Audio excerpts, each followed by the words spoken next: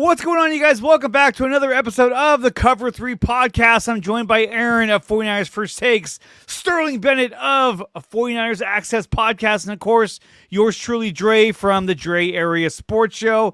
Like, share, and subscribe to all three of our channels. We'd all really appreciate it, and it's really the easiest way to support all three of our channels. There's been some talk by the fans saying, hey, we should do a Cover 3 channel. I don't know how I feel about that. I just think it's kind of like, whatever.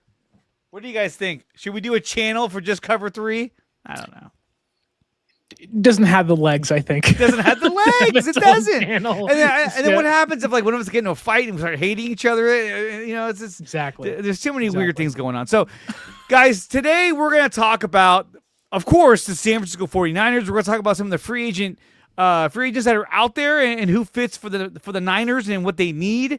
Talk about their draft picks, who they should be looking at in the draft, and exploring some of the bigger trade ideas, especially when it comes to a guy named Maxx Crosby, another guy named Justin Jefferson. So we're going to dive into all of that goodness as the show goes on. But there is something that I did want to start with, and this is kind of an icebreaker because I thought, hey, you know what?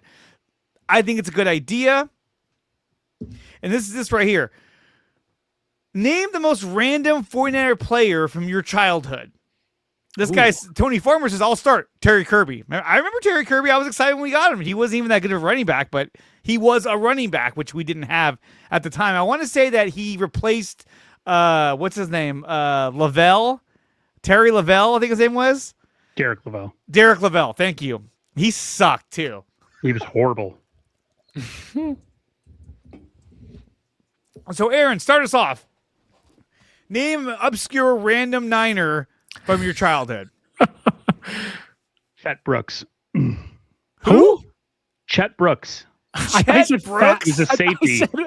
I thought he said Fat Brooks. I was like, there's no way, man. That's not someone's name. Chet Brooks was a safety in the towards the 89, 90, 91 season. Oh, my God. Okay. Niner GOAT. I'll have to go watch the episode. I haven't seen it yet. I've been busy You gotta all watch day. the last two. Last two. It's been back-to-back weeks where I'm just like, okay. Speed kills. That's what he's Yeah, hey. If Speed you kills. have Pierce speed, Holt. you Great will name. be on the Ooh, team. Pierce Holt, Mike Rumpf. I do remember Mike Rumpf. I remember Dude. Pierce Holt. Y'all are sleeping on people like Capri Bibbs and Brandon Moore and Thomas Clayton, those practice squad wannabes for a couple years. The preseason wonders in 2005 and 2011. Reggie McGrew. Reggie McGrew. Oh, yeah. When I think of an obscure Niner from my childhood, most random, I think of Amp Lee. Dominic Remember that guy? Ziegler. The running back, Amp Lee. Oh, man. Or Amp like Lee was it? Was Amp? No, Amp Lee wasn't. Who was the fullback? Was it Mark Logan? Mark Logan. Yeah, he's the one who fumbled the ball against the Packers in the playoffs. He was playing with a cast, and they threw him a pass on the flat, and he caught Number it. 27. And he got That hit wasn't- and fumbled, and they picked up, ran it back for a touchdown. I was like, No, that wasn't Mark "No!" Logan. That was his last name was Walker. He was number Well, 27. He could walk right out of here. Okay. Tank Carradine, that was another one. That was another one of those Trent Baalke picks. Like, oh, he's got a torn ACL. He come back. Never worked out. Him and Quentin Dial never worked out. Quentin Dial. Remember Quentin Dial? Oh my gosh. Touchdown Tommy Verdell. I don't even Verdell. remember that guy. Tommy Verdell, yeah. Tommy Verdell. Oh, yeah. There it is. Was he a fullback, I think? Are you still on the same guy? No, the net, I was Tommy like- Verdell. Tommy Hey, Verdell. Charlie Oh, Garner Charlie was not Garner. random. He was actually really good for the Niners, and then he went straight to the Raiders and became a really good running back. They should have kept him. He was good on the Derek Niners. Deese. Was Derek Garner Deese. was Garner on the 2002 Raiders near Super Bowl win? It was like him, Tyrone Wheatley, Jerry Rice were all over It might there. have been. He might have been. Okay. Man. What about Shantae Spencer? Shantae Spencer, the corner. He was good. I thought he Tony was gonna be Parrish good. for a little bit of time. Tony Ahmad Parrish. Plummer. Ahmad Plummer. Jason He was good Webster. for a little bit. Gary Yeah. Plummer. He was actually really good. Lee Woodall. Gary Lee Plummer. Woodall. Gary Plummer's the F the Dallas Cowboys t-shirt guy, right? Yeah. Yes. Okay. Uh, That's what I he- thought. You can't Look forget at my- about Ken Norton. I mean, he was He looked amazing. like my dad a little bit back in the day. With He looked like everyone's dad. Ken Norton used to coach at the college I went to, and his son played for them, and they had him at defensive back. He's one of the worst players I've ever seen in my entire life. My I God. said the apple did not fall from the tree at all. it rotted and it stayed there forever. It went in a totally different direction. So let's talk a little bit about the Niners' upcoming season. Now, obviously, there's a lot of things to talk about. We're talking about free agents, talking about who should they resign, how should they spend their money. Oh my God, Ty Streets! Can't forget about Ty Streets. But we know for a fact that the Niners will be in Mexico. That's right. The Niners will be playing one of the teams on their schedule in Mexico. Now, I guess they've determined that it won't be the Raiders and it won't be the Broncos. I think that's a mistake. I think Niners Raiders in Mexico would be off the chart. It probably would lead to riots and people dying. So maybe that's somebody why would get murdered. yeah, they were like, you know what? Let's just not even do it. I thought it was gonna be Niners Broncos, but it can't be Niners Cardinals because that's what they played the last time they were in Mexico. I think it's going to be Cardinals again. But they a repeat. It's Arizona though. They want to get it close proximity. It's true. They want to get it in there. So there is that. They're still going. Arnaz Battle. Remember that? Jamie Winborn. Oh my God, I forgot about that. Dude, Terry RW Jackson. R.W. McQuarters. R.W. McQuarters. Antonio Langham. He was a cornerback they signed. He was just awful. And he was a big name too. Tony Parrish. Walt Harris with the double arm sleeves that were halved. Ooh, he had it, man. I loved Walt Harris. Okay, so what do you guys think about this? Because not only are they playing in Mexico, but they're also playing in Australia this year. And of course, they're saying the Niners are gonna have the most miles traveled. Okay, but what do you think about the game in Mexico and having a game in Australia? Sterling, you think this is a good thing for the Niners, or is this a bad thing? Hey, it's good from a PR, want to build your brand angle. I mean, play internationally, you can get more fans in Australia and Mexico City, albeit Mexico City's pretty much all Niner fans at this point in time. Yeah. I would rather San Francisco only play one of those games, preferably in Mexico City. And I think giving a team two international games is kind of a middle finger of like, yeah, whatever. We don't care about your health. You know, it just kind of like, okay, like, what is the point of this? The Niners are one of the biggest brands in football. I get it, you know, growing internationally, but it's like you're begging for a team that has already been injured so much, has really shown no signs of wanting to change the injury stuff, whether it's substation or actual training staff things. And now you're going to say travel 58,000 miles this year and good luck. And they're two international games on opposite sides of the country. And it's like, really? Like, okay. So I don't love it for their sake. I think it's going to hurt San Francisco in some regard. But the NFL was like, we don't care. It's one of our biggest brands. Let's continue to grow. It really is. I mean, Aaron, do you think that traveling to Australia and later to Mexico is going to become a problem for the Niners, who are often injured? That's a lot of miles. And they have games against, I think, the Giants and the Ravens. I think they play.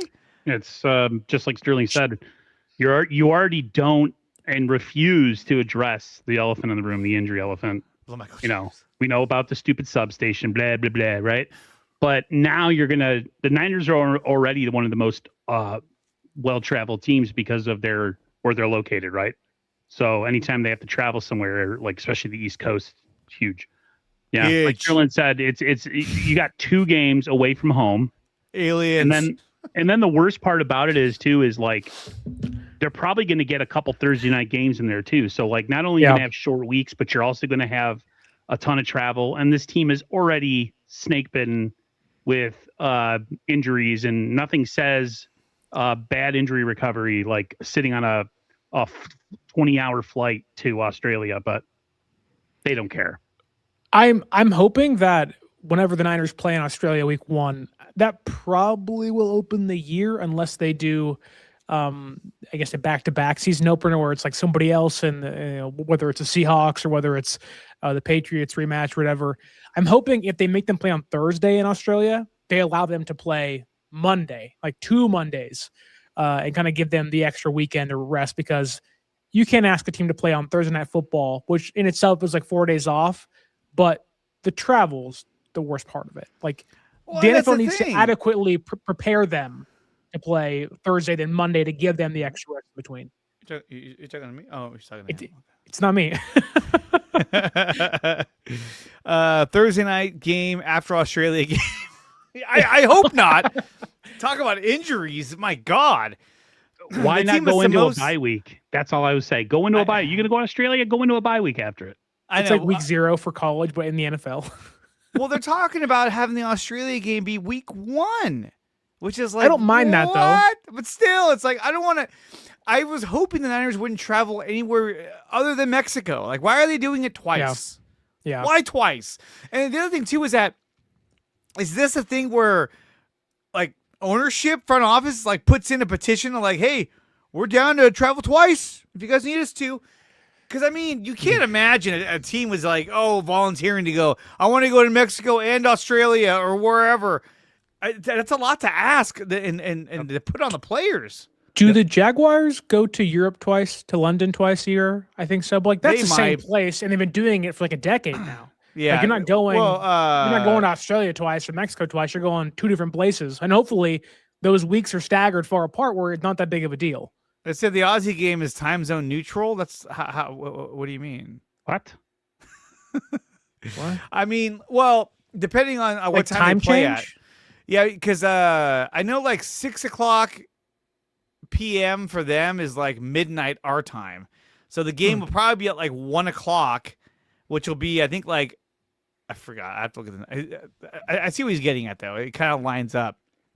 Who's the opponent? Neutral that it doesn't favor either team is what he's trying to say. Maybe. Who's the 49ers opponent in Mexico? We don't know yet. And we know it's down to the Rams, the Cardinals, and there was one more team. Brought up the Dolphins. The Dolphins. Gross. That would be weak. If it was Dolphins in Mexico, no, I'm telling you, if they want to get rowdy, it'd be Niners and Rams, which I don't think they will. Like Sterling said, it'll probably be Niners and Cardinals. They also wouldn't do Niners, Rams in Australia, Niners, Rams in Mexico City. That would suck. Like I want one of those home games. Right. I know. Like one of those games is going to be a home game that we lose. Not lose, but like we lose out playing at Levi's. Yeah. So, and I'd rather lose the Cardinals game than the rest of them, to be honest with you. So let me ask you this, you guys. You know, there was a lot being said about Seattle winning the Super Bowl, and not only that, but winning it at Levi's Stadium. Do you think that's the thing? I really don't give a shit. But some people were saying, well, that's a big deal, guys. I mean, like, they conquered your home. That's like, whatever the fuck their stadium's called, South. Lumen? Lumen South. I don't think it's a big deal. In fact, I'm predicting the Seahawks will not win back-to-back Super Bowls because I think they're going to let a lot of their players walk. Because they got a ton of them or a ton of them are hitting free agency. So I think their team is going to look different next year. It's still going to be a good team. But I don't think it'll be defensively. I don't think it'll be as good as it was this past season. I mean, they were just so locked in. But do you think the fact that they won the Super Bowl at Levi's, is that a thing the Niners have to overcome? Aaron? It's funny it depends on the day you ask. Because I was thinking about this stream yesterday, and I was like, if we talk about this, sometimes I don't care, and then sometimes I do care. In the end, it doesn't really matter who won Super Bowl. We didn't win it. But it doesn't mean anything anymore. It's the off season. Who cares? Like they did it. It happened. There's nothing we can do about it. Right after the Super Bowl, I was pretty hot about it though, just because, but who cares now? It's just like, who cares? I don't care. I've already moved on. Yeah. I think the rest of the NFL world has moved on too. Like the Seahawks won, and it was like the entire thing was wiped. Okay, whatever. Like, and he's moved on. Like, whether it's because of the way San Francisco lost them 2 weeks prior, or Amy kind of unplugging myself from the NFL playoffs after San Francisco cut their ass kicked. Like, I also, and I've been saying this for a long time, it's like the Niners didn't have a say. Like, they didn't say we're going to defend our home against a team in the Super Bowl. It was like, we have to get there first. So, like, whether it was Seattle or it could have been anybody, it could have been the Bears, it could have been Panthers. I wouldn't have been like, oh man, like the Broncos have already won there. A team's already beaten somebody else in the Super Bowl at Levi's Stadium. Yeah. I don't care. Yeah, It's it's already tainted to me, so whatever. Yeah, it doesn't matter. I mean, this is not Mile High West. You know what I mean? Like, it doesn't mean shit. So, go ahead. Sorry. Michael Irvin was talking about how like listless the Bay Area is, and how it was just nobody cared. It's just boring. Like everything about the Bay Area leading up to the Super Bowl was boring. I thought the game was insanely boring because at halftime, me and my mom went and watched the first 2 episodes of Rise of the 49ers. I caught up with the game with like 3 minutes to go. I'm like, oh, okay. That's how interested I was. So I kind of agree with Irvin and I kind of don't. But again, who cares? It had one of the worst layouts possible. Like you want the place where you're playing the game to be the hub, right? Like you want it to be in the smack center of the area. Mm-hmm. And they're in San Jose, and they're in San Francisco, and they're in Santa Clara. Aaron, I don't know if you've been to the Bay Area very often, but like those are like hour-and-a-half drives apart from each other, and you're having to get from one place to the other in a day's trip. Like so much traffic, a huge influx of people. I think what Irvin's getting at more so isn't like, oh, the Bay Area stinks. It's more of just like when you're that spaced out in what's supposed to be one of the biggest times of the year for the NFL and for the city.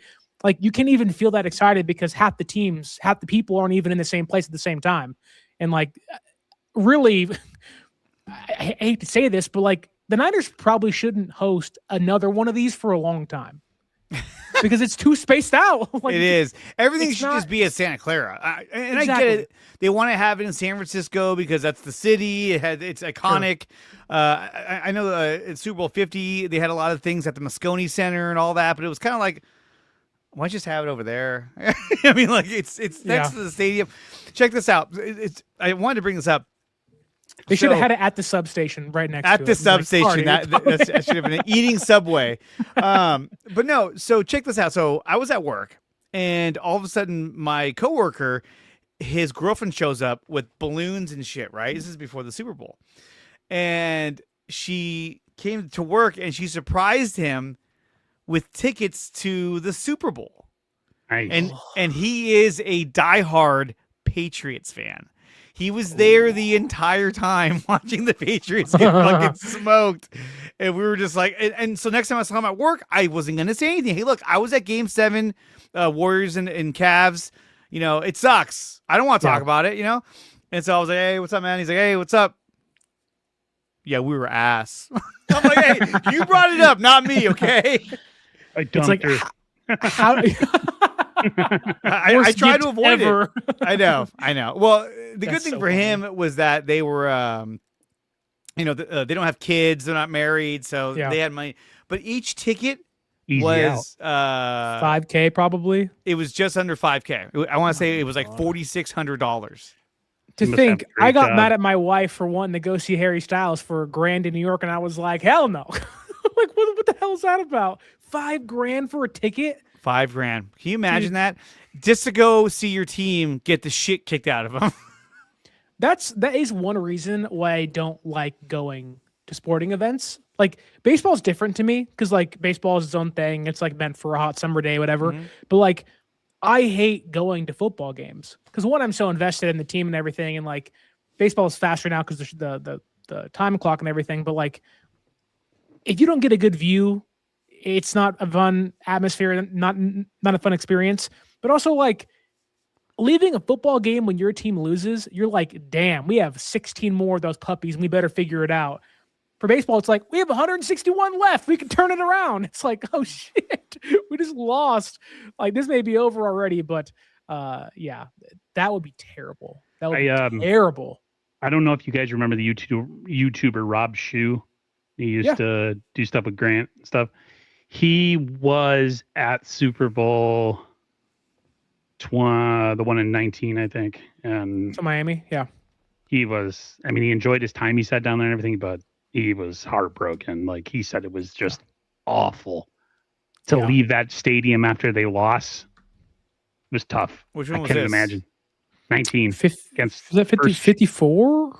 The first one against the Chiefs. Yeah. In Miami, yeah.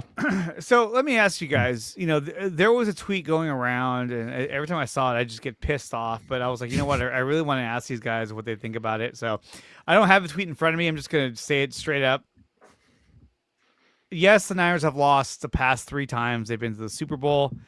Out of those 3 times, which one of those 3, if you could pick one of those teams to win, which one of those 3 would you have picked? Sterling? 2023. Like the 2023 one had a great story built into it of like revenge, of undoing what 2019 was and having a very similar roster with the same core. And you've added some new pieces in place, and you swap Joe Staley for Trent Williams, and you have Christian McCaffrey in place now, and he has an Offensive Player of the Year winning season, and Brock Purdy's playing an MVP finalist type year, and it finally feels like things are coming together, and you don't really know what's happening after the year because of free agency and guys you got to pay, and it felt like 2019 felt like, okay, this sucked, but like there'll be more to come.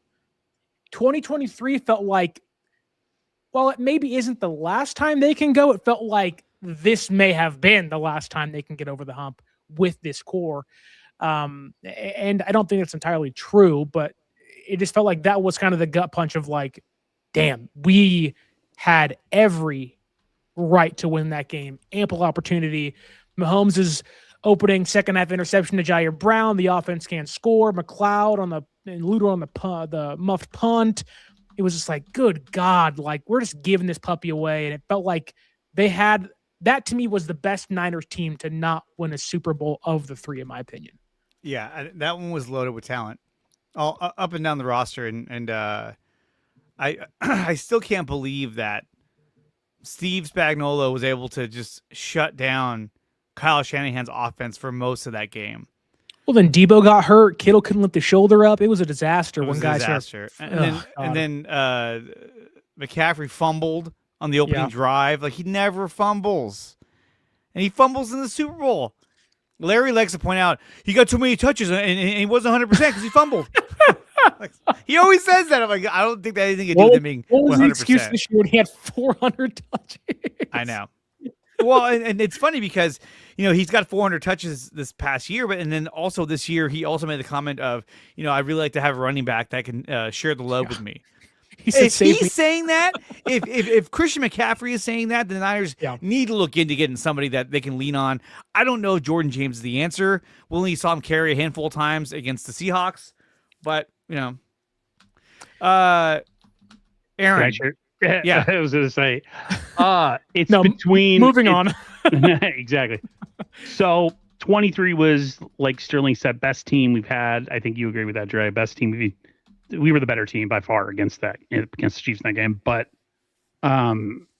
it's slightly edged out by the one against the Ravens. My nephew is what is he, mid-30 this year? He'd never seen a Super Bowl victory, as most young 49er fans have not. And that was being that close, having them, we were both watching together, and then it did not happen. And just like the weird quietness after it, where me and him were just not talking. My brother's sitting right there, and he's like, I don't know what to say to you guys. I feel so awful. I'm like, there's nothing to say, bro. Don't worry about it. Yeah, that one was the worst because of who was there with me watching it.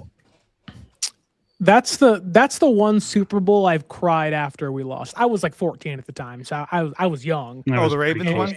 Yeah, and like Aaron's saying, like that was my first taste of like the Giants had just won their first World Series. I was like, oh my God, Niners are going to do it the year after. It's going to be great. And like that was kind of the first time the Niners had been like legitimately good for a fan like myself that was born in the 90s. For a while. Like they were terrible from like 2002 on. And, it took them forever. And I didn't really remember the late 90s 49ers because I was like 3 years old. And so like, I would agree, like being on the goal line and feeling like you have a Hall of Famer in the backfield, man, give it to him. And I don't know if it was the Kaepernick and Harbaugh thing of wanting to make him look good, whatever. But like, I also think the journey to get there is what made it as emotional. Like, they almost got destroyed by the Falcons, I think. Yeah, Like, well, I mean, they were that down game was 17 ugly. and they came Right. back. I think it was 17-3 and they came back and won that game, which Yeah. I remember that game. I was, and at that point in his career, Kaepernick was like just unbelievable. I mean, he was throwing like just absolute lasers to his 99 miles an hour on 5-yard flats, and you're like, bro, chill. And then somehow they get in the red zone. They just couldn't fucking score. I mean, I couldn't believe it. I talked to Larry Grant, and he was like, that game still haunts that entire team to this day. Like, how'd they not get in the end zone? I was like, I don't understand. And not only that, but then like Harbaugh made a mistake too. I mean, the previous drive they scored a touchdown. What does he do? Go for 2. And I'm like, no, don't go for 2. Just kick the field goal. He went for 2 to try to get the lead. He missed, or they didn't get 2-point conversion, and they were down by 4. So then I want to say it was 4, and they had to score a touchdown. They couldn't tie the game up. And it was like, fuck, you idiot. Why did you do that? You're gonna give Aaron Vietnam flashbacks if you keep talking about all the plays. If I so if I have to pick one of those 3 teams, for me, I mean, look, the Harbaugh team that one really hurt, but I think that, and this is kind of a weird answer, I almost don't want to pick that one because then that would alter the course of everything else after. Sure. If they win that Super Bowl, Harbaugh probably doesn't get fired. The whole team is on a completely different trajectory. They probably don't even make that move to get Anquan Bolden because they did that to try and get them over the hump. They might have said, no, we're not gonna get him. Let's go a different direction. I don't know. But that one hurt. That one stung. But I would say for me, it's 2023. It felt like that was supposed to be the year we won. Yeah. Then Dre Greenlaw got hurt, and it was like, what? What's going on? Every time I watch that clip, it's how? I had just gotten a Dre Greenlaw jersey for Christmas the month prior. You jinxed him. And I was wearing it on the day and was like, I gotta take this off. Yeah. Now we know who to blame, Dre. I was like, well, look, I'm going to come, full transparency as well. I also made a huge fuck up that game. We were watching it as a family. We're at my brother-in-law's house. Hella people there, hella food. I got hammered. And I made a comment at the beginning of the game, and I think about it all the time. I'm like, man, maybe I shouldn't have said that, But I told them, I was like, dude, if the Chiefs win this game, we're gonna be Patrick Mahomes' Bengals. We're gonna be his Bengals. And then not only that, but then the way he won it, he drove it down at the end of the game to win the game. I was like, fuck. You know what's crazy is like you say. Like losing, or if we could reverse time and win in 2011 against the Ravens, like I wonder if, like, I do think that team still falls apart. Like you do have Alden Smith's off the field problems, Ray McDonald and his off the field problems, and Bruce Miller beating up grandmas and stuff. Like there's a lot of problems off the field with that team. Damn you, Bruce Miller, dude. And like, but I also think like, if they win the Super Bowl, hey, you know what? He made all of his kicks, but he got the biggest one blocked. Like, what the fuck? If they win that Super Bowl, do they fire Steve Wilkes? No, they don't. I don't think they do. Does that not lead us down the path of Nick Sorensen, or does Steve Wilkes last 2 years get fired and Saleh comes back anyways? Like I think 2 years he gets fired. He gets fired because regardless, Saleh would have got fired anyway. So Shanahan would have been like, "Oh, cool, I can get rid of this guy and bring in my buddy." So I think they still would have done that. But the way that the Niners played defense on that final drive was atrocious. They were in like a prevent defense. And Patrick Mahomes basically did whatever he wanted. Now, it's funny we brought that up because one of the things that I wanted to show was this tweet right here, which is a quote from Fred Warner. I'm not going to read the whole fucking thing, but basically what he says is... No, every word, please. Well, everyone kept saying, Kyle should have known the rules. Kyle should have known the rules. Kyle should have known the rules. But when you hear what Fred Warner has to say, it changes the perspective a little bit. He says, no, we just got done on defense, stopping Patrick Mahomes and their offense from going down and scoring a touchdown to win the game. We were up by 3 points in the fourth quarter, and they went down on like a 15-play drive. I remember I remember being man to man with Travis Kelce on that third down. People forget about that play. On that third down before they kicked the field goal, he ran a corner route, which I had seen him run against Kyle Hamilton in the AFC title game the week before and scored a touchdown. So I knew the route he was running. Pat throws the ball. I barely tipped it away, and I get up, and I'm like, holy smokes, I'm fried. They kicked the field goal to tie the game, and I'm sitting there at the coin toss, and you could see I'm trying to catch my breath still. So our defense has to get right back out there to start the overtime. We're dead tired. Let our offense go out there and fight a little and give us a chance. And that was the whole reason why, people made a big fucking deal about, and I'm going to get hit with copyright. People are going to make they made a huge fucking deal about them not, that they should have kicked the ball, but their defense was just out on the field. Now you're asking a tired defense to go out there and do it again. And so I get that. I really do. Sterling, do you think, after hearing that, do you still think the Niners should have kicked that ball, or should they have received it in the overtime? I think they should have kicked it. I know your defense feels cooked and everything, but it's more important to know what you have to do offensively. You talk about being prepared in any facet of life. You would like to know what the challenge ahead is. And the Niners didn't give the Chiefs the game because they could have scored a touchdown and they could have, put the Chiefs and made them have to tied up or whatever. But even if San Francisco scores a touchdown, Casey's going for 2. They're going for the win. They're not playing back and forth. They're going for the win right there. Yeah, they're going for the win. Right. So it's I would have still kicked it. Okay, yeah, maybe your defense is cooked, but then we have to score a touchdown here. And even on top of that, again, you don't have Deebo Samuel. George Kittle can't move his shoulder. Your offense was in a good place either. It didn't make a difference because at the end of the day, they couldn't stop them on their drive to win the game. So yeah, hey, Spencer Burford, what are you doing, brother? Yeah, who you blocking, dude? I mean, you can't let Chris Jones run. Yeah, if he wasn't there, I feel like he was looking at Juwan Jennings on that. He's post wide route. open. He's wide open. But what's his name? Ayuk was wide open. Kittle was another option. But anyway, Aaron, kick or receive? Man. I'm one of those people that's go Defer. for the win. Defer.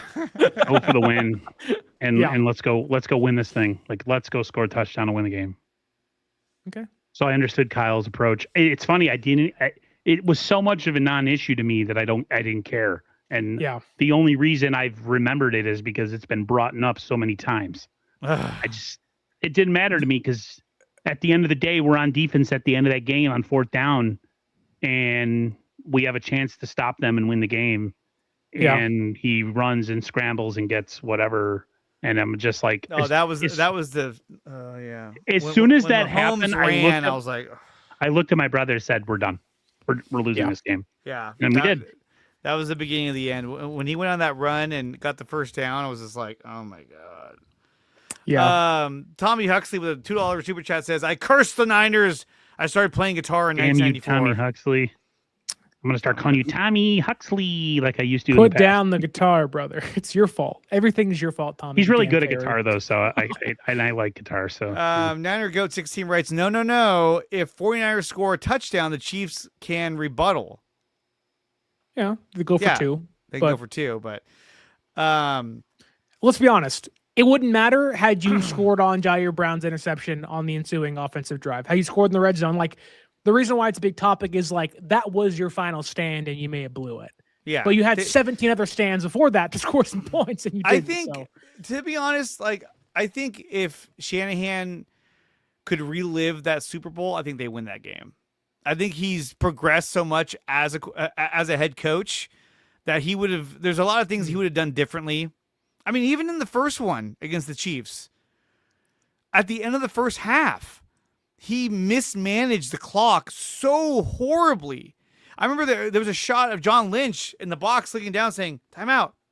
And he didn't take any timeouts. He let the clock run down. It was just really So you didn't weird.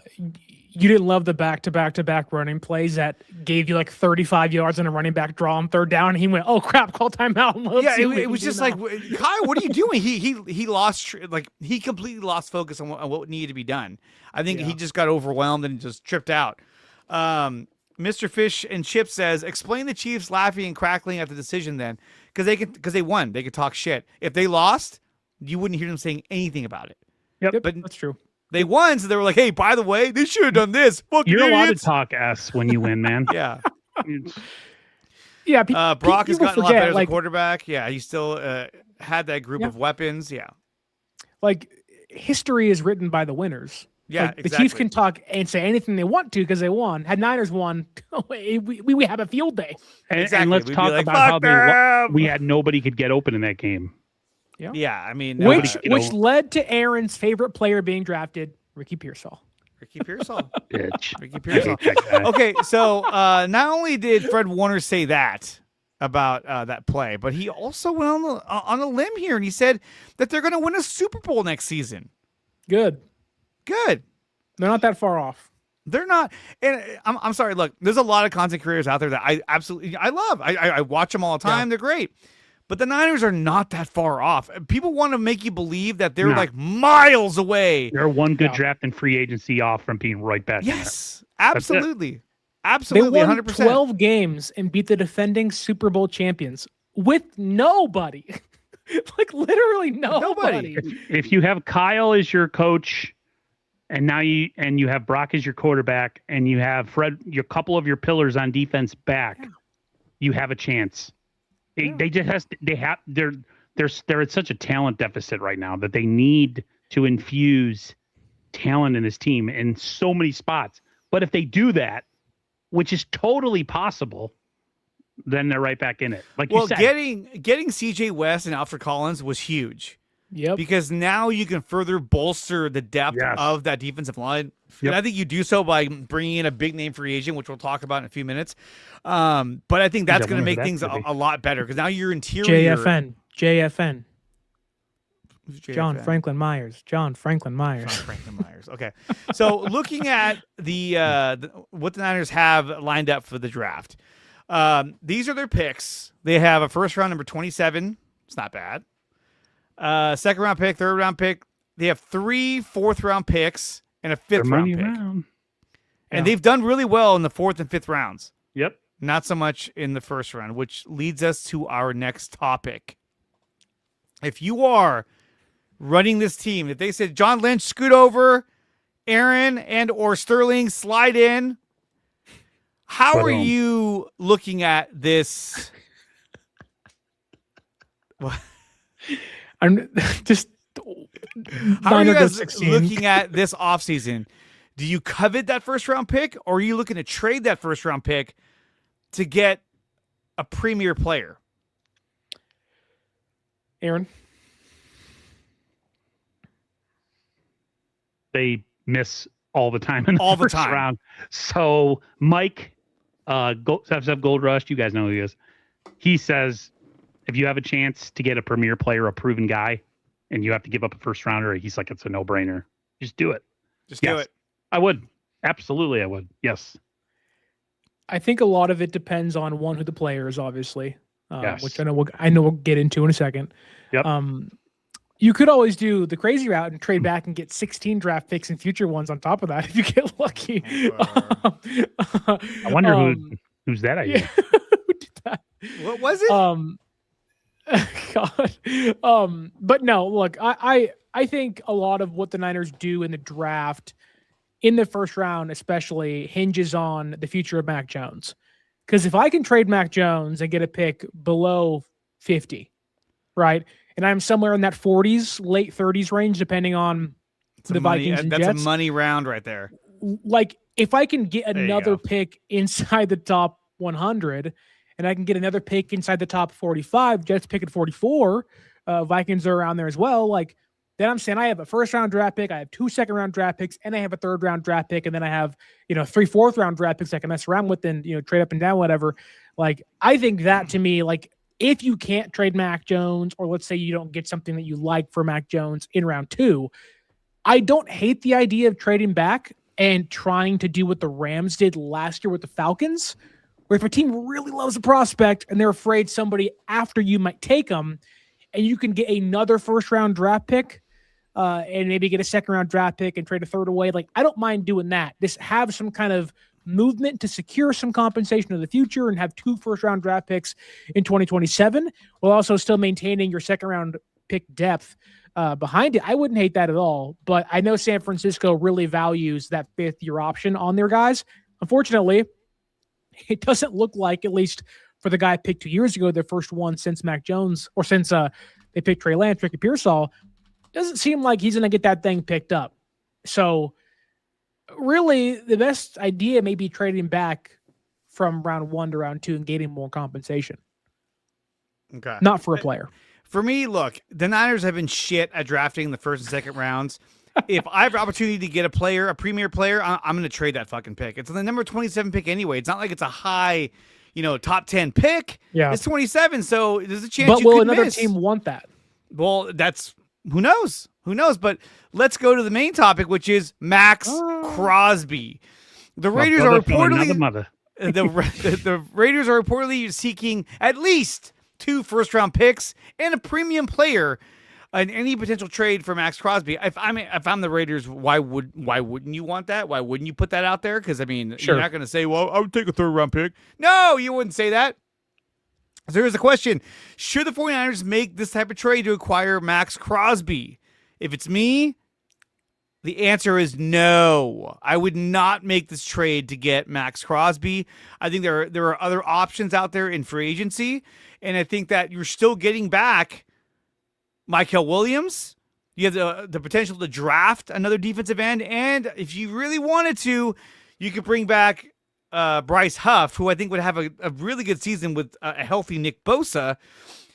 I love Maxx Crosby. I think he'd be a game breaker for the Niners. I think he costs them too much in resources and picks and money to get him to be a Niner. My answer is no on Maxx Crosby. Aaron. Same. It's going to cost you a lot of money either way. And I know it's not the sexy guy to bring to the team because of his age too. But if you're going to pay an ass load of money and you don't have to give up picks, and I know like a lot of people are going to give me grief for this. If Trey Hendrickson is out there, I know you're trying to get younger pretty much everywhere, but if he's out there and you have a chance to sign him for 2-3 years, and you don't have to give up any type of capital for him, then that would probably be the smarter pick. He's proven, and last year he had the injury issues, but that would be more the route I would take. I would not give up that much. Plus, like you said, we're like picking late. Why would the Raiders even want to do business with us anyways, considering that? So that's my thought on it. Yeah. You're about to tell me. I know. Yeah. I truly don't understand the Niners and Maxx Crosby stuff. Last year, okay, it makes more sense, right? But the Niners decided to go in a different route. The Niners decided to go with the reset, kind of retool the cap and money and sign their own guys and try to build the next core. And now one off season later, which is funny to me because a lot of people in the content creating space are like, the Niners are far away. Are they are they a Maxx Crosby away though from not being far away from people's eyes? No. Like, I don't think Maxx Crosby makes them a legitimate Super Bowl contender. I think Maxx Crosby is a great player, but there is some health concerns. He's had 2 season-ending injuries the last couple of years, and I'll put that in quotations because the Raiders kind of played with him somewhat this year. But it's a big cap hit. You lose future draft pick compensation, and you got to lose Bryce Huff. Okay, so you have Max and you have Nick Bosa, but okay, cool. You got to trade more than a first-round draft pick. You want to trade a first and a second and then something else? Like, the Niners need to find the next core. And diverting from the path of doing so by getting Maxx Crosby, albeit a great player, is kind of a spit in the face of what they told us this past year of what they're trying to do. Yeah. So, no, I am a hard pass on Maxx Crosby. I love Maxx Crosby, but to me, it doesn't make sense for San Francisco in their current state.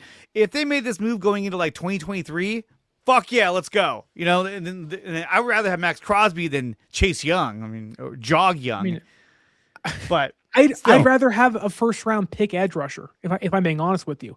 It's cheaper, it's cost controllable, and you're going to lose Bryce Huff in a year at least. Find a legitimate 3-down player instead of trading for a 28-year-old guy that has injuries. Makes no sense. Let's look at some of the trade proposals that I put out there for this trade. Which none of them are ever going to make any sense. I look at these and I go, how? I love the great Maxx Wayne Crosby Breezy for Jaya Brown.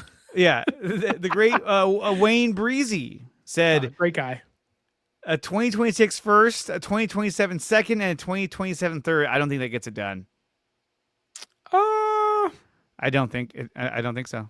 I think that would. Sterling, get it you're done. massively out of focus. God, what's I'll happening? put you back in the corner. Well, zoomed out. Do you think this trade proposal? Do you think this gets it done, Aaron? No. Sterling, just a quick yes or no. You don't have to break it down. Yeah, I do. You do. No, I'm just kidding. I don't think Maxx Crosby is worth 2 first-round draft picks in a player. He's not Micah Parsons. No, he's not. But I think you have to start with that if you're the Raiders. And honestly, I think if you're Clint Kubiak, I'd be like, I got to trade this fucking guy. Like, I need to get more players in. I need to get more draft picks in. I need to rebuild this team. I can't rebuild. I can't build around this guy. He's passes. To me, he's. You could say he's past his prime, even though he's really good. But like, he's not at that young age of like 26, 25. He's 28. Yeah, 22. What about this one? This is from Mr. Chase Sr. Love him or hate him. He says Maxx Crosby and a 5th-round pick for Ricky Pearsall, a 2026 first-round pick, which is pick number 27, and a 2027 second-round pick. Do you think that this trade gets it done? Sterling? No. No, there's no way. They'd be like, I don't want him. Thank you.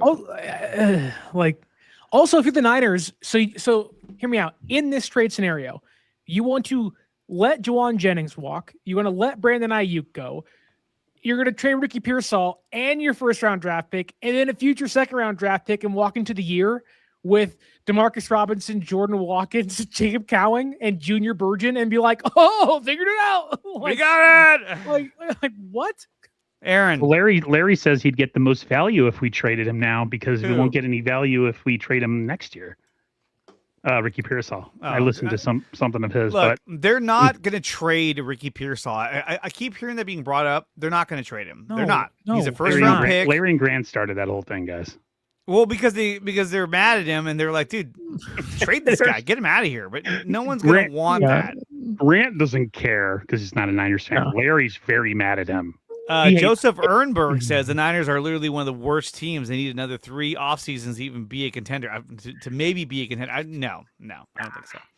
But this trade here, I don't think gets it done. However, I mean, I guess if you look at Pearsall's numbers, I mean, best separation win rates when lined up on the outside, Pearsall. Yeah, so trade 3. That guy. Trade that guy away.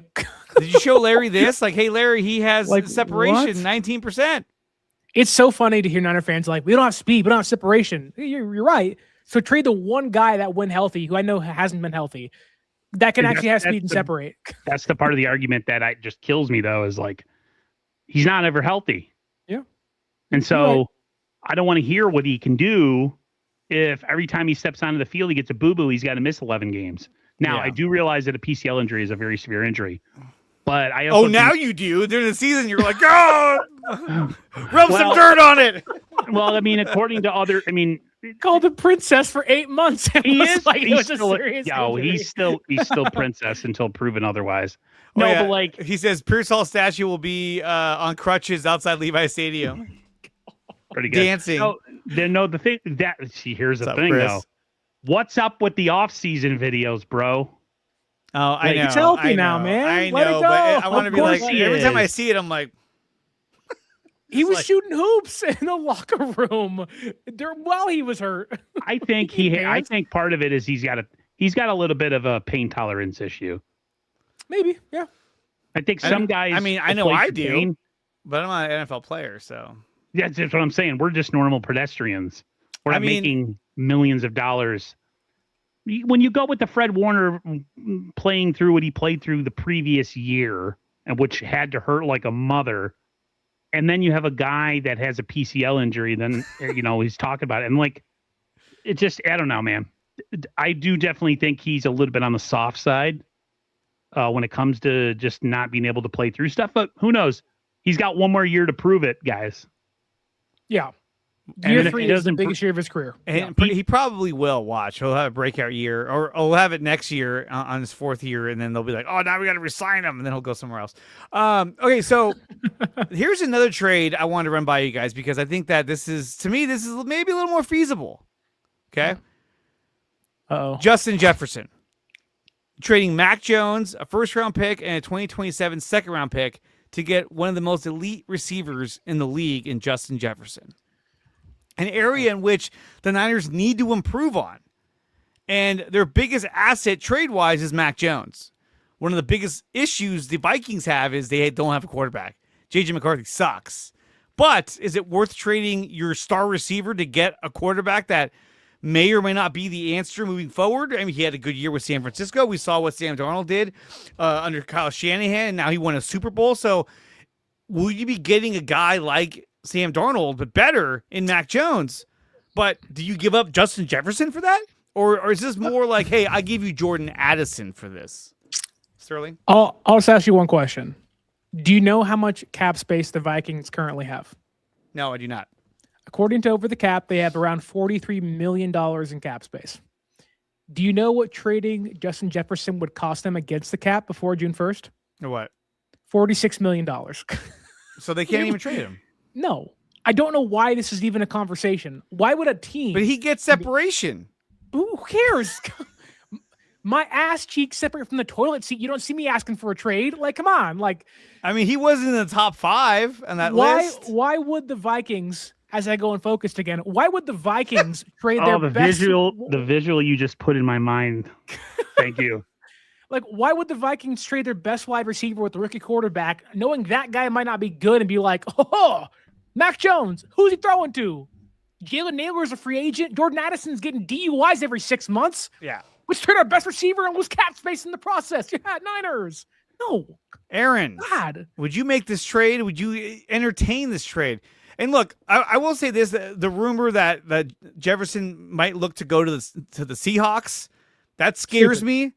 It's not going to happen. They can't afford him.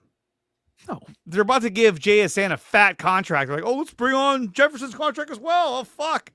But Aaron, what do you think? I didn't know the cap situation that Sterling just explained, so hell no, like it's not going to happen. And I don't even think if the cap wasn't a situation, that's just not enough capital pick-wise to give up a guy of his caliber for, I know Larry's saying that you could win a Super Bowl with Mac Jones, and he's a Super Bowl winning quarterback. He gets on the right team. I still don't think it garners that kind of, for them to send a guy like Justin Jefferson back. So no. Why wouldn't the Vikings ask, like, that's a Maxx Crosby-esque trade package for Justin Jefferson, who's not top 5 at his position. He's the best guy. If the Vikings are trading him, they're getting Mac Jones, 2 first-round draft picks, Ricky Pearsall, and the blow-up doll in someone's office. Like, they're asking for everything. Oh my God. Like, they're not taking Mac Jones and a second-round draft pick saying, oh, I hope it works. Like, no, they're saying, give me your entire franchise. You can keep the substation. Everything else is ours. Like, no. Okay. No. It's not a realistic situation. So we talked about this trade scenario. What about this scenario? This is something that a lot of Niner fans have been talking about, been very vocal about. Deebo Samuel. Oh, God. Shoot Greg me. Rosenthal said, I can absolutely see Deebo Samuel coming back to the 49ers on a 2-year, $12 million deal because he doesn't have a market elsewhere.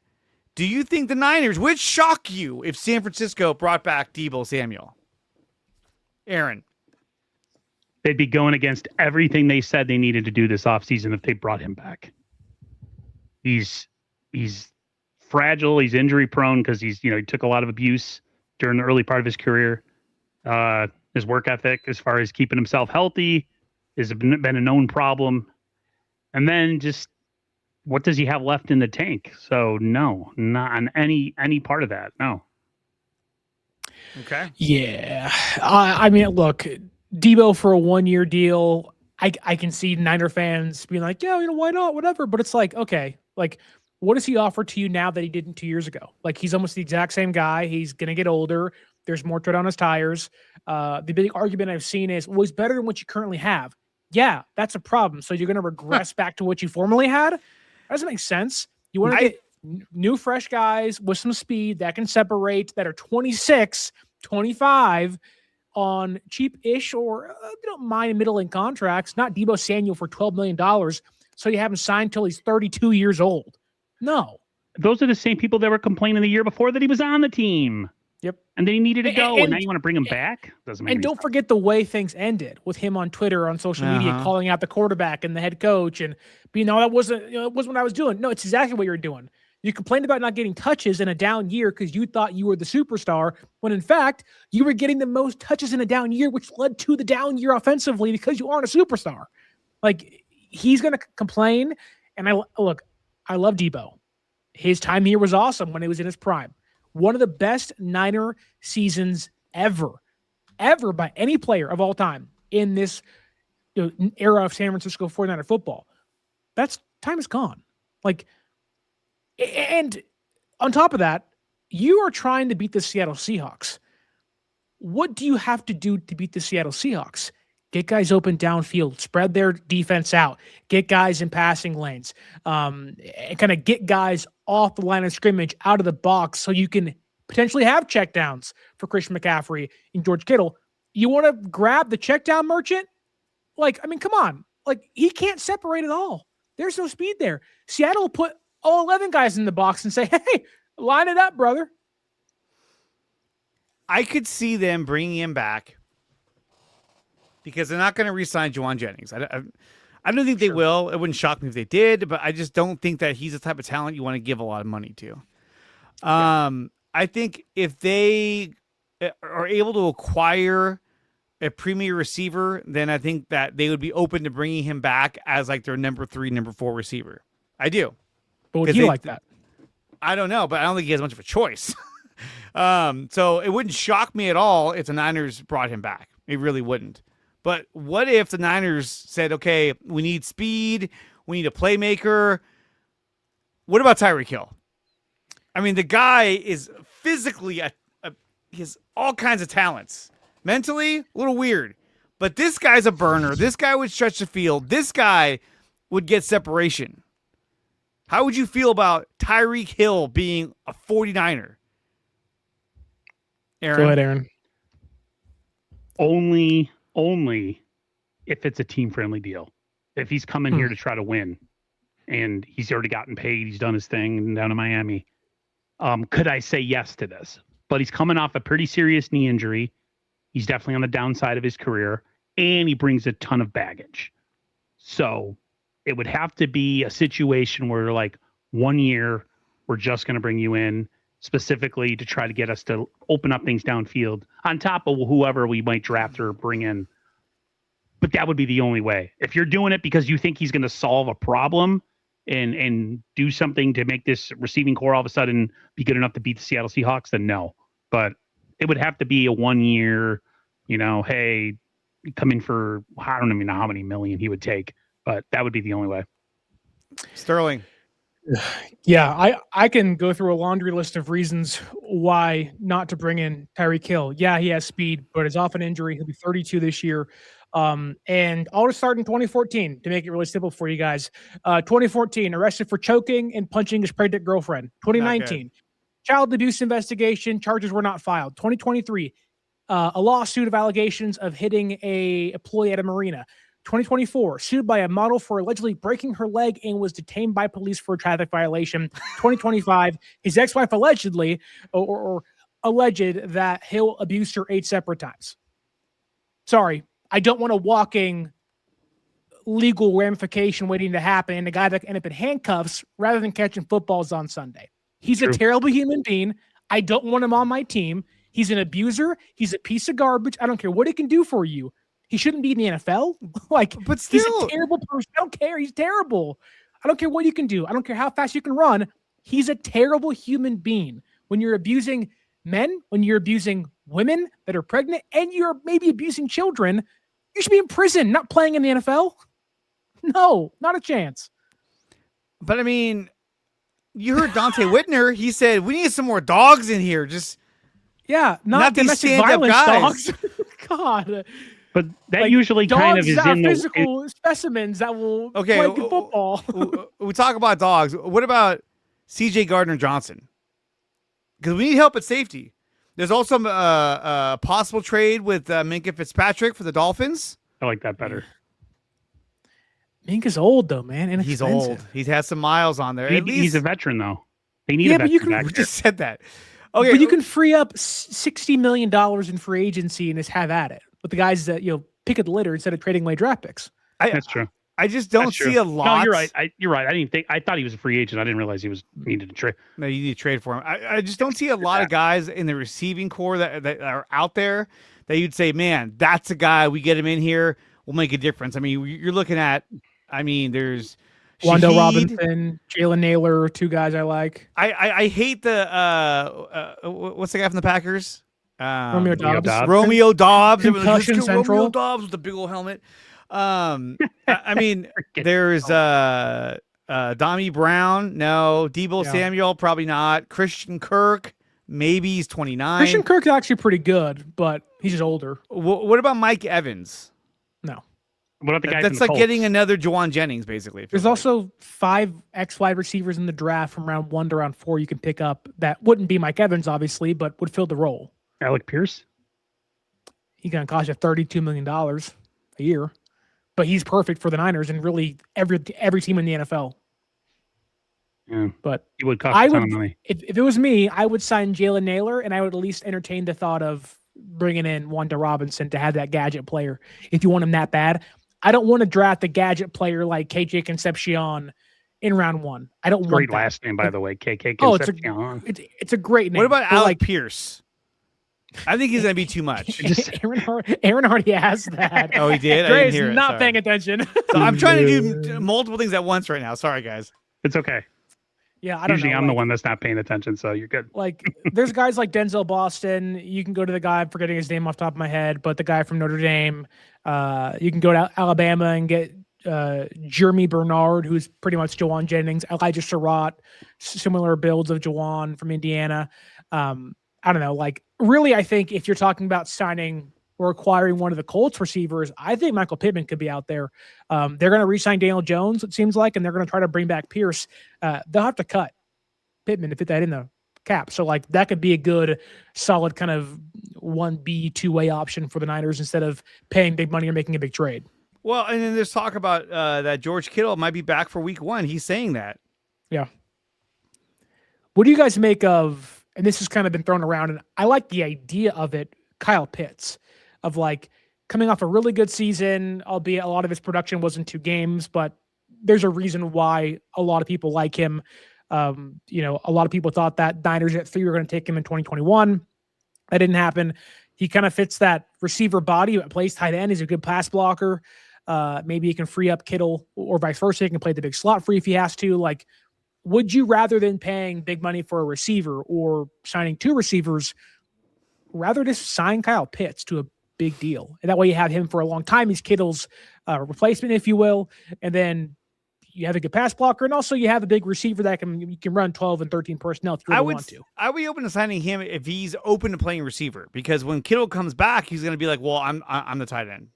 Sure. You know, and I don't think Kyle Pitts wants to be like, oh yeah, I'll be that blocking tight end. I don't think that's going to happen. You essentially could kind of become a hybrid Jawan Jennings tight end guy. Yeah. If he Which says, is what he was. I'll play receiver, then that's great. And I think having Raheem Morris is an advantage in getting a guy like Kyle Pitts. But I would love if they got a guy like Kyle Pitts. It would. Let's take a look at a trade proposal from the other side of the pond, from a Raider fan. So you think our proposals are out of control? Wait till you see some of these from like other fan bases where it's like Bosa, Warner, Trent Williams. Let me see, where is that right here? Yeah, it's the only one I found. It would be trade idea. The Raiders receive Fred Warner. Niners receive a 2027 second round pick, a 2028 second round pick, and Jeremy Chin. First of all, So stupid. him in Why that would we Raiders do that? jersey is sacrilegious. Are they? Did somebody get dropped on their head as a child? Like, what are we doing here? As somebody who, as a child, got their head put in a ceiling fan on accident, I'm not Sorry. even that dumb. Yeah. Jeez, That's I feel insane. really bad. Fred Isn't that Warner, awful? Fred Warner would cost more than Maxx Crosby in a trade, and you're getting Jeremy Chin and 2 second-round draft picks, and that aren't even this year. It's in 2 and 3 years away. No, yes, this is stupid. What about this trade, or not trade, but this? Let's talk about signing Tyler Linderbaum as your center. And I'd be open to doing this, but it feels like the Niners are so committed to Jake Brendel. Like, they must love Jake Brendel. He must be like the warmest, coolest guy on the planet because He's really nice. He's a really nice guy. They love this guy. But Linderbaum is going to be is a free agent. What do you guys think about Tyler Linderbaum? Sterling? I mean, who doesn't love the best center in football? However, the Niners think they have the best center in football. So it's not going to happen. He's a former Pro Bowler. Hey, second time all pro, baby. Oh, my God. Yeah, I mean, look, I think any team would love to sign Linderbaum. His market's going to be crazy. His market's going to be like, you're talking more than Drew Dahlman got last year for the Bears, and he had a big impact for Chicago, and I think Linderbaum can have that too. I do wonder why the Ravens are letting him out the building. Like, this doesn't happen often. You don't see like legitimate, like 10-year pro, future, perennial Pro Bowler centers on the market very often. So when you do, the Sharks come to feast. So I don't think it's going to happen. It'll be Jake Brendel. You just better hope they figure out left guard, because if they don't, night on the Niners' chances of ever going to a Super Bowl with this offensive line they currently have. Yeah. I mean, I would love to have him. I just don't think it's going to happen. Aaron, what do you think? Yeah, the Niners aren't going to shell that kind of money out for offensive line. They don't think offensive line is a priority. And all of a sudden they're going to change it up and be like, yeah, we're going to spend most of our cap money on a center. That's not happening. And I don't think so. That's too bad, because they talk about change and what they want to do and they want to get better. But until a move like that happens in an offseason, where they actually legitimately do something like that, like they made a trade for a center and be like, okay, they're not playing this time. But they got to make a move, because here's the thing. How many 4th and 1s are we going to watch where they just don't run the ball up the middle? They're better at quarterback sneaks up the middle than they are just handing the ball off and running it up the middle for a first down. They can't do that. True. Yeah. And so that's Jake Brendel. This is something I've gone back and forth on, because I just told you I don't think they're going to go sign Linderbaum. Pitts is a free agent, so. Well, he's not. He can be franchise tagged. Oh, yeah, that's true. So he might be a free agent. Who knows? But the Niners have been adamant of, we don't believe we have to pay big money for offensive line unless there's a true game changer. Do you think Linderbaum, despite having Brendel and that is a kind of big fork in the road for them, is Linderbaum enough of a game changer for them to say, we can do this? No. And that can be one of the big guys. Or are you saying he ain't that big of a game changer for Chris Forrester and company to say, no, we're good? They need to get better in the trenches. They need to upgrade at O-line, because they're going against guys or teams like the Rams, the Seahawks, and what's their biggest thing is pass rush. And you have an offensive line that you're not going to resign Spencer Burford. I'm sorry. He's going to get like Jalen Mahoney money and fucking go play for the Vikings or whoever. And Jalen Mahoney? You mean Jalen Moore? Jalen Moore, sorry. Not the safety who can't make the roster. He's going to get Jalen Moore money. And look at Jalen Moore got a fat contract. Aaron Banks got a fat contract. I bet you Spencer Burford's going to get something like that as well. And they saw what he did when he came back from injury, how he made a difference on the offensive line this past season. So I would imagine he's gone. And you could say, well, then they got to draft one. But how good have they been at drafting offensive linemen? I mean, like Connor Colby, we thought, oh, we found a gem. No, he sucked. He was terrible. 7th rounder. I know, but still. Okay, it's a little misleading to say a 7th rounder that started a couple games for you was terrible. He's an NFL backup. That's fine. He's a 7th rounder. I mean, okay. Your bigger thing should be Aaron Banks, who didn't play much. When he played, he had one good year. Then he got paid $72 million That for was the Packers. crazy. And Like, he had the a horrible Niners- season. Like the Niners have actually gotten their backups paid. Burford will get paid. Moore will get paid. Banks started, but he'll get paid. Already got paid. Like other teams do like the Niners offensive linemen, which makes no sense to me because when they play here, they're not very good. But like people do like them a lot. But They do. I also do wonder, like the Niners signed Alex Mack. They had Weston Richburg. Like they spent money in this regime on centers. Brendel got an extension, but it's not like he's paid a lot of money. He's super cheap. You're not going to hurt yourself by cutting him. So I do wonder if that may be in the cards, and really it'd be such a big improvement. Brendel's like the 18th best center in football at times. It's one of those things too. Like if they're gonna make maybe one or two big moves in free agency, and then do a bunch of depth pieces, Linderbaum would be the perfect guy because then it would be like, okay, we're one step closer to being able to go into Seattle and actually block their front. Do you see him going in and playing left guard? No. And keeping him, or You don't sign a guy like that and be like, you go play guard. I think he takes over center. Brendel probably gets cut because they try to save money on the cap, or he just sits on the bench. What are you doing to left guard then? You drafting That's the a other left thing. guard? I can tell you what they're going to do. There's a guy by Sign the a name veteran. Ben Barch. That's what Gotta they're going to sign do. him. Nick They're just Zakel. They're going to roll out Ben Barch and cross their fingers that he doesn't get hurt because that's all he He's ever gonna does. Trip coming out of the tunnel week one, and he's gonna break his leg. What'd you They guys should think? go. They should ahead. go draft Bo Stevenson or Jennings Dunker from Iowa, and then go sign somebody like John Simpson. Have a veteran, have a rookie, have Connor Colby in the room. Let them duke it out. Anybody's better. Anybody's better than Brendel. I go sign John Cena. I don't care. Anybody can play center I can better play than offensive line. I weigh about They as much can't as see an him. They offensive can't see lineman him. now. You know what? John Cena, the Um, only invisible offensive lineman out there. I would love for the Niners. I would love for them to get Trey Hendrickson. People were saying, what about Boye Mafe? I don't think that's no. He's been kind of a letdown except for this past season. He had a good season, but That then again, is their bread and butter, though. First round Still. draft picks, second round draft picks that aren't reaching potential. Cody Pay's out there too. Lanky guys. Man, there's Chris just. Koserik's looking his chops, man. I mean, there's a lot of guys out there that you can go and sign, but I mean, Jalen Hawkins is a free agent at safety.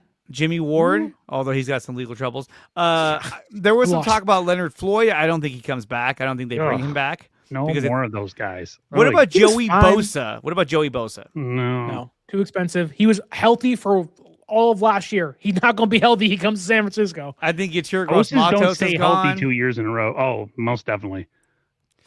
Hassan Reddick, too old. Is he even a scheme fit?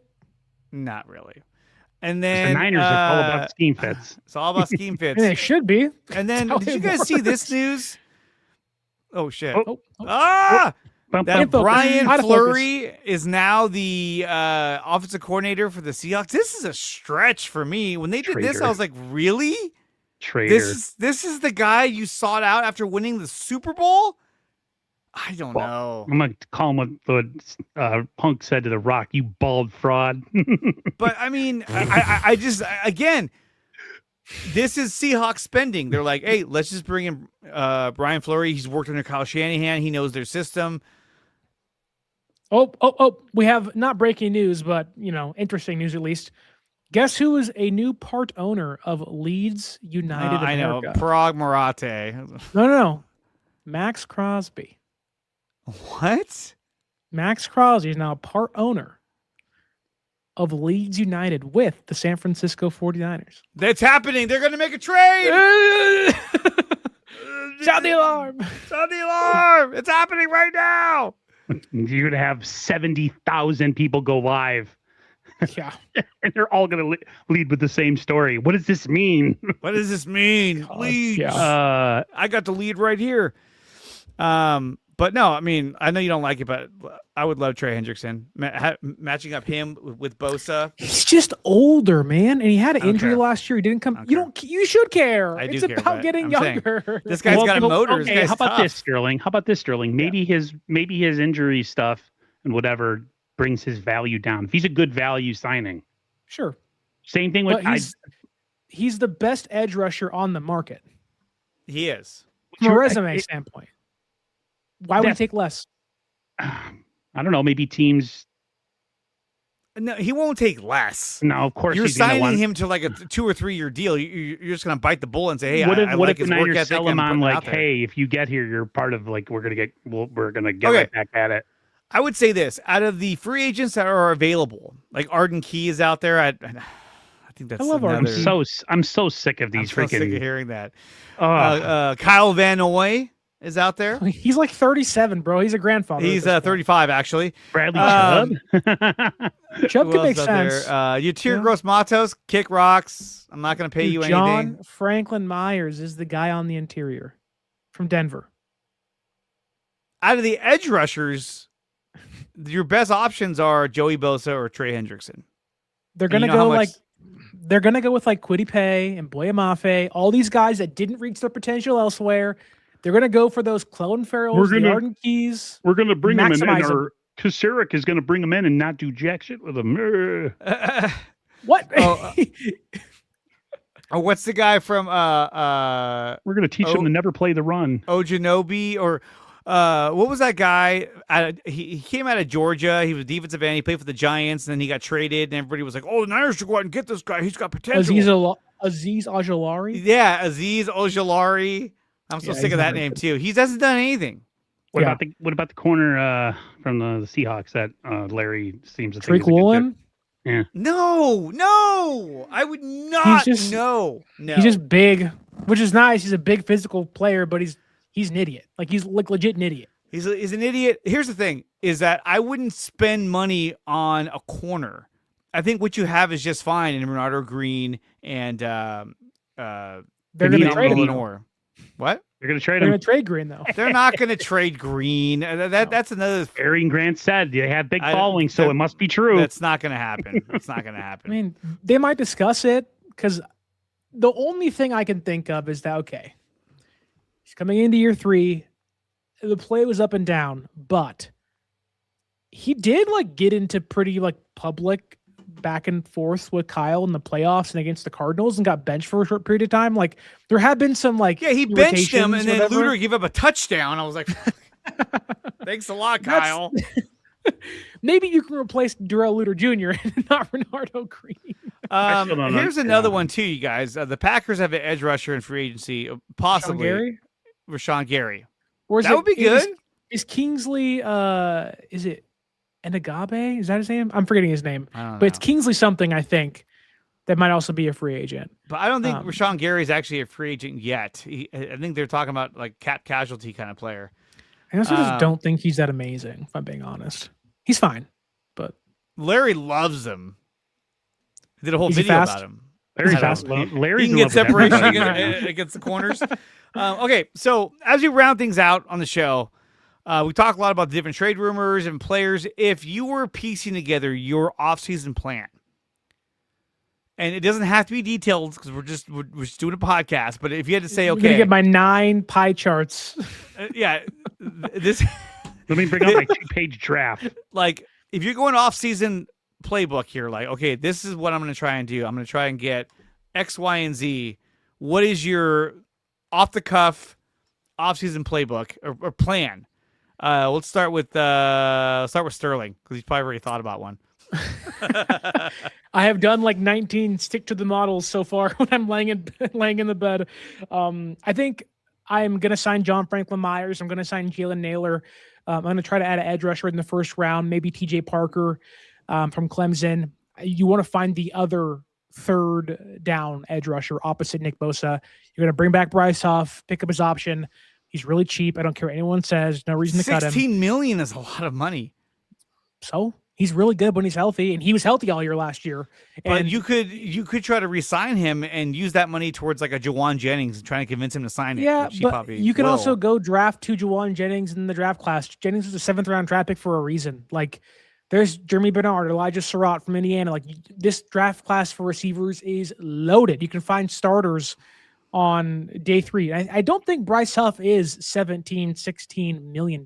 His cap hits $5 million this year. He has a player option of he has an option for like 16 million or 15 million or something like that.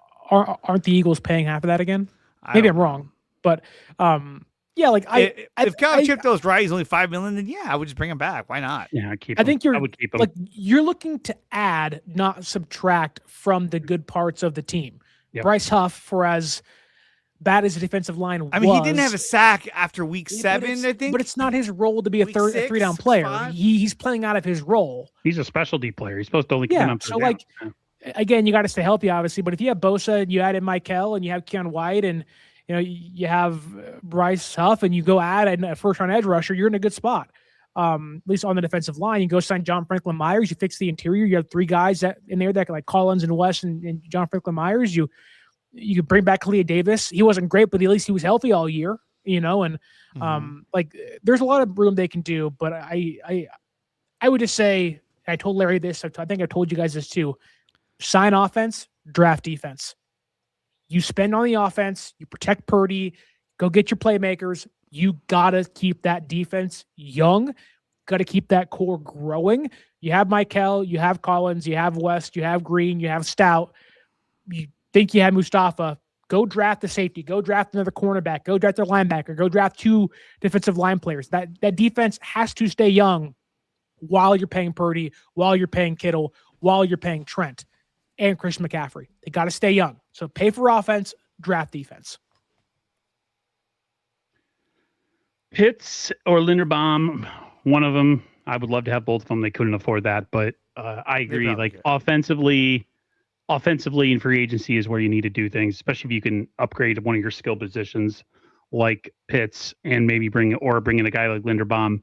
I agree with Larry. I was watching, I think, the stream with you guys the other day about bringing in drafting a pass rushing defensive tackle. I would love to get a really good interior rusher. Because I think we have 2 really stout guys in West and Collins, right? Mm-hmm. And then also focus on safety. Like you said, defense, focus on safety in the draft as well. They got to get themselves a rangy, quick, free safety that can make moves can move downfield and allow a guy like Mustafa to play closer up to the line of scrimmage, you know what I mean? Like where he should be. So, yeah, if they can make 1 or 2 plays in free agency offensively, whatever combination that is, and then go right into the draft and be like, okay, one of our priorities here is just like you said, add to the core. Safety, interior defensive tackle, linebacker, pass rusher, like it's all needed. So yeah, I agree a lot with Sterling on this one, just maybe not as eloquently. Yeah. I would love Alec Pierce. I think he's going to be way too expensive for the Niners. Yeah. But this is what I'm going to do. I'm going to go full blow retard. Up the substation. I'm going to go full retard. And I say that, no offense. Substation. I just got done watching Tropic Thunder the other day. Nobody goes full retard. But I'm going to do it. I'm going to do it right now. I'm just going to go full retard, and I'm going to sign Trey Hendrickson, and I'm going to sign Tyreek Hill, and then I'm going to look to fill and get more depth in the draft. But realistically, though, I think the receiver position is where they really have to upgrade. Will it be through the draft? I don't know. Maybe they draft a receiver at 27. I don't know. They could go for offensive line, which they probably won't. But I could see them going out and trying to sign a guy like Trey Hendrickson because they say, hey, look, we got Huff, we got Michael, we got Bosa. That's a great defensive line to attack the Rams and the Seahawks. And then again, really, if they can stay healthy. Yeah, if they can stay healthy. But then you draft for depth as well. But I think the biggest thing, too, is that they have to get another receiver. You can't roll. Even if they re-sign Jennings, that's not enough. You can't go Jennings, Pearsall, and let's go draft one or use Jordan Watkins. You have to bring somebody in receiver-wise to help bolster this receiving core. Debo's not the answer. I'm afraid that they think that will be the answer, but it's not. Like they'll be like, oh, he's a veteran that will help support the young guys. No, he'll take reps from them, and they'll sit on the bench and wonder, why aren't they playing? And then the other thing that we didn't talk about was running back. They need to get somebody to run the ball behind Christian McCaffrey. Will they bring back Brian Robinson Jr.? Probably not. Tyler Algier, man. I want Tyler Algier so bad. They talk about Breece Hall. He's not going to come here to be the number 2 running back. He's a number 1. He's like too expensive too. Too expensive. Kenneth Walker, no. J.K. Dobbins, no. Too many injuries. Kenneth Gainwell, he's been a backup, so he's fun. That could work. Good pass catcher. He has some. He's pop a good to receiving running back. That I'd be happy with Kenneth Gainwell. If they signed him, I'd be like, oh, that's good. I like it. But then again, Brian Robinson was a good receiving running back. They never even threw him the ball. They never threw him the ball, which is weird. Rico Dowdle, no. Travis Etienne, no. Wasn't he? No, that's the better Etienne. Trevor Etienne is the younger Panthers, one, right? from Georgia. But no. Austin Eckler, no. Najee Harris, he won't be a number 2. He'll be like, no, I don't care. I'm a starter. He'll be a number 3 because he could never stay healthy. If you want to go back to the well, Aaron, what do you got? Raheem Mostert. He had like 1 yard last year. I got the biggest move of the offseason, and it's going to be a backup quarterback. The Niners are going to bring in, and of course I forget his name. Kirk Cousins. Come on. Cousins. Yes. Yeah. If the Niners bring in Kirk Cousins, absolutely. Yes. Trade Mac for a 2nd-round draft pick, bring in Kirk Cousins, and we're fine. Bring Kirk Cousins. But if you trade for a 2nd-round draft pick, I think that 2nd-round draft pick, either your first, second, one of your seconds has to be a receiver. You know for certain if they bring in Cousins, the what click will have the biggest live stream extravaganza of how he needs to be the starting quarterback. You know it. Probably. It'll happen. It doesn't matter. You know what? The way that Brock played this year, I think he fucking balled out when he came back, especially against the Colts. I agree. He looked incredible.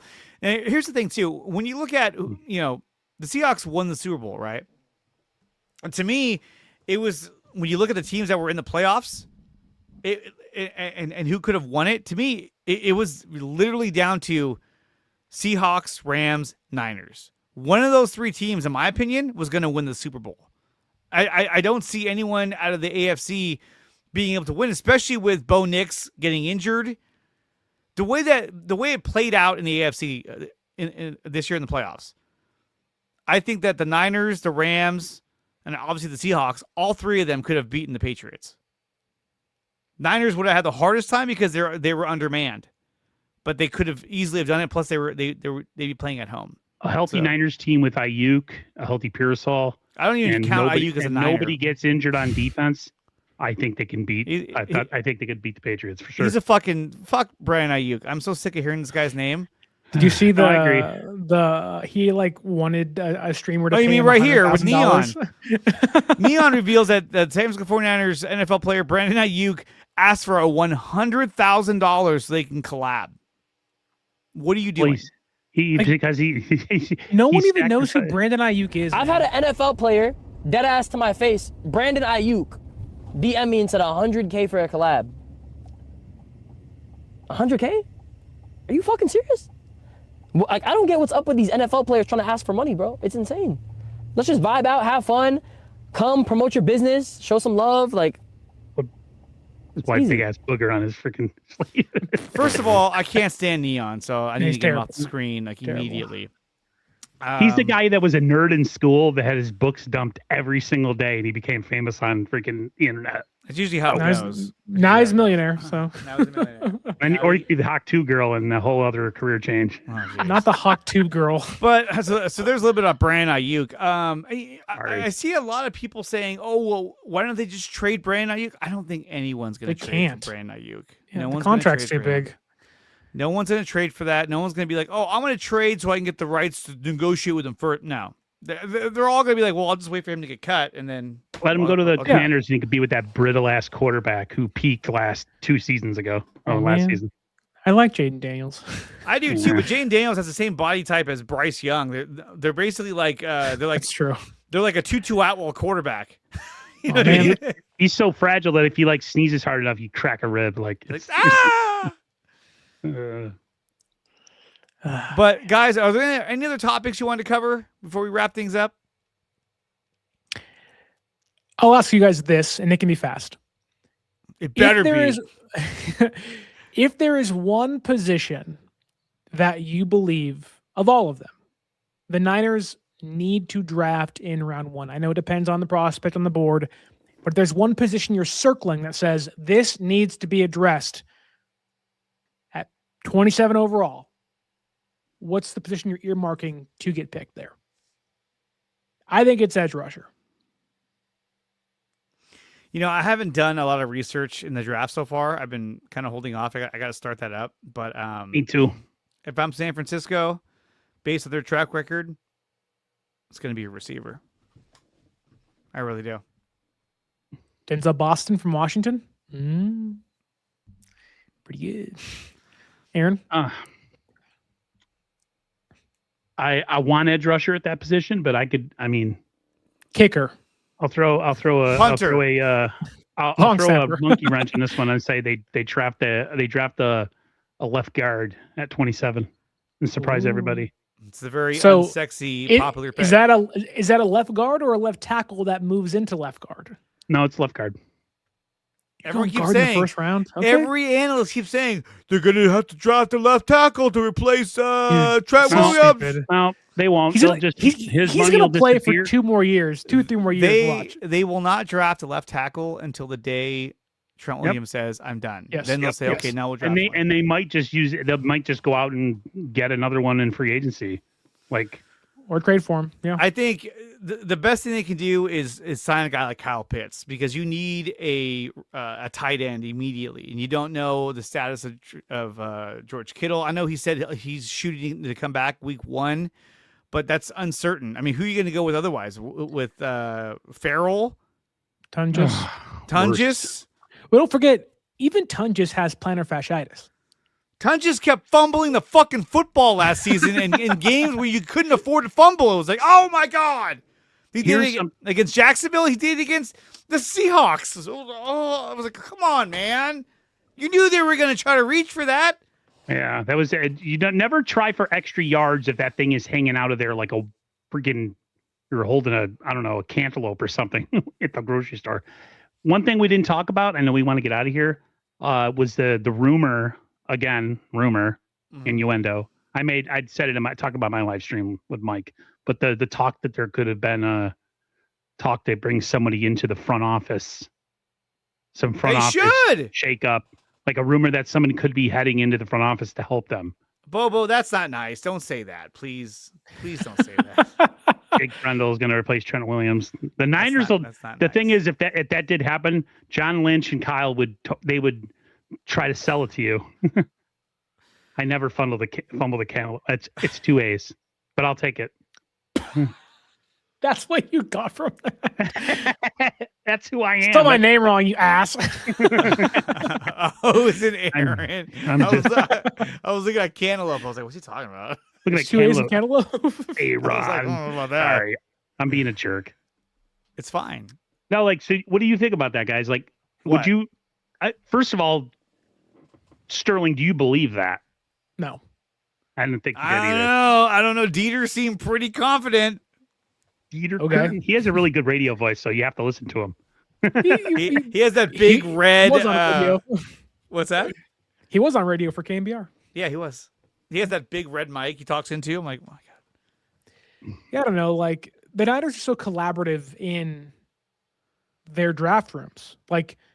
You're bringing in another executive or you're bringing in a GM just for those guys who still get trounced by John Lynch and Kyle Shanahan, and for that person to not even make all the draft picks. It is a collaborative effort. You get a pick, scout. You get a pick. You get a pick. They just kind of go around in the big circle and they get in the information and everything. It's it's not just John Lynch; it's everybody in that room. And maybe you see them promote. I think it's Josh Williams to a higher role in the front office. But no, the only way I think that changes is if John Lynch is actively leaving for TV or wants to be done. Which John Lynch needs to leave the draft room. He needs to go. Don't bring back Kwesi, Kyle Chipto. Go look at his drafts in Minnesota. That dude, there's a reason he got fired. It's worse than John Lynch's track record was. It was yikes. Quiet Chipto, just because you have a cool name, man. No, I'm just kidding. I do like Kwesi as a person, though. They should bring in Larry so he can draft a 5th rounder in the 1st round. We got some breaking news I want to put out there. This guy, fuck, what was his name? Don't even know his name. Logan Wilson He got sucks. released today. He's the He guy they sucks. got from the Bengals. Yeah, he's The terrible. Niners should sign him. He can't move at all. Do you think everybody that, that hits the market is a potential 49er signing? Do you think that? Okay, here's a few more names I'm gonna throw out there before we wrap things up. And Bear Pig? Oh, I'm just kidding. Dre Greenlaw. If Dre Greenlaw gets cut by the Broncos, would you want to bring him back on like a 1 year, 2 year deal? No. No.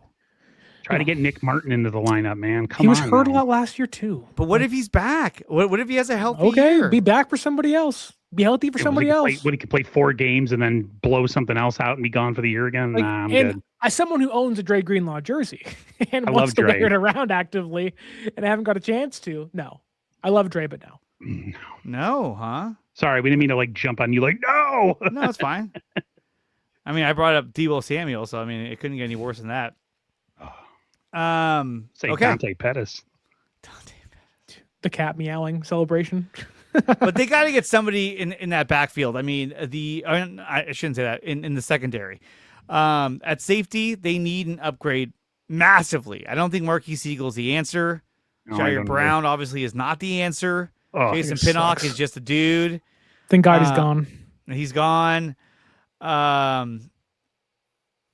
Okay, let me ask you this: if the Niners, Yes, Leo Chanel. Great name, Leon Sandcastle. do you Might think the be cheap. Niners, if these players were available, would they sign any of them? Drake Greenlaw, Deebo Samuel. Do you think the Niners would bring either one of them back? Not what would you do, but do you think they would? I think they'd bring back Debo. Kyle loves players he's coached before, and he was in love with Debo when he was here. And yeah, I think he'd bring back Debo. I really do. Aaron? I could see both. Greenlaw, remember, they went and visited him to try to get him to change his mind That was weird. at the last minute. So yeah, I could see both. Yeah, I can see both. Was that a Both. Saleh thing or that a Raheem Morris thing though? Like that seemed like a Saleh thing. Okay, I'm coming back, Dre. Don't leave. You can leave when I'm gone.